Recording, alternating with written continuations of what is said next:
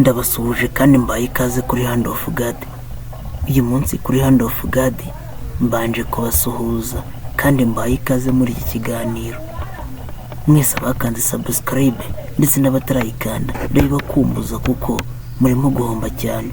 Uyu munsi tugiye kurebera hamwe ibigezweho muri Leta Zunze Ubumwe za Amerika. Perezida wa Leta Zunze Ubumwe za Amerika Donald Trump yatangaje ko yafashe icyemezo cyo guhagarika by'agateganyo ibitero ku bikorwa remezo bitanga ingufu byo muri Iran kubera ko hari ko bibiganira. Ariko iki gihugu cyo mu burasirazuba bwo hagati yita kibihakana. Ibihugu byombi biri mu ntambara kuva tariki 28 Gashyantare 2026. Amerika yateguje Iran ko nifunga umuyoboro wa Hormuz unyuzwamo ibikomoka kuri peteroli bigera kuri 20% by'ibyoherezwa ku isoko mpuzamahanga, izarasa inganda zayo. Iti tuzarasa inganda zanyu. Amerika yavuze ko niramuka izazirasa, ariko Iran ivuga ko nibaramuka bazirashe nayo izahita ifunga umuyoboro wa Hormuz. Leta ya Iran yasubije Amerika ko nirasa ku nganda zayo zitunganya ingufu nayo izarasa ku bihugu by'inshuti biri mu burasirazuba bwo hagati nka Arabia Saudite, Qatar na Leta Zunze Ubumwe z'Abarabu. Ibihugu nibyo Iran nayo izahita irasaho kandi ko izafunga burundu umuyoboro wa Hormuz. Bango niramuka irasuye inganda z'ingufu izarasa kuri Qatar, irasa kuri Arabia Saudite na Leta Zunze Ubumwe z'Abarabu kandi ifunge burundu umuyoboro wa Hormuz.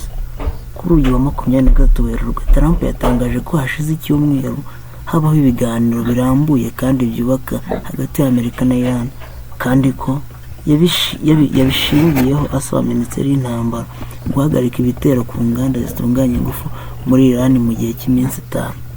Trump yagize ati, nategetse Minisiteri y'Intambara gusubika ibitero bya gisirikare ku nganda z'umuriro w'amashanyarazi n'ibikorwa remezo by'ingufu iminsi 5 bitewe n'uko inama n'ibiganiro bikomeje biri kugenda neza. Ambasade ya Iran muri Liban yatangaje ko Trump yafashe icyemezo cyo guhagarika ibitero kuri ibi bikorwa remezo nyuma yaho aburiwe ko umuyoboro Hormuz ushobora gufungwa burundu kugeza igihe byangijwe Tehran bizaba byamaze gusana.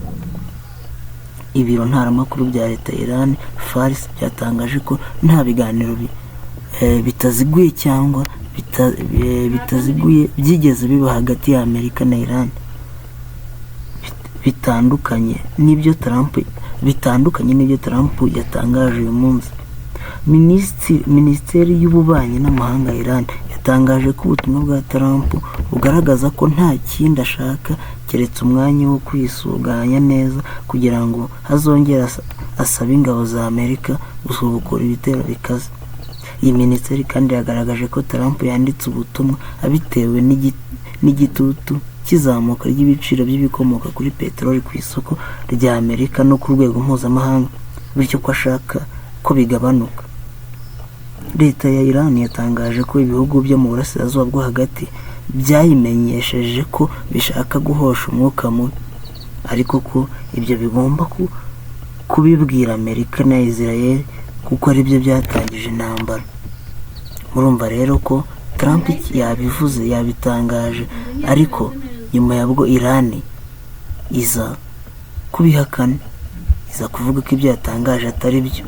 Naho ubundi ngindire wonsa kugeza iki kiganiro, komeza kandi subscribe, like, comment kugira ngo tubone ibindi biganiro bitaha. Ciao.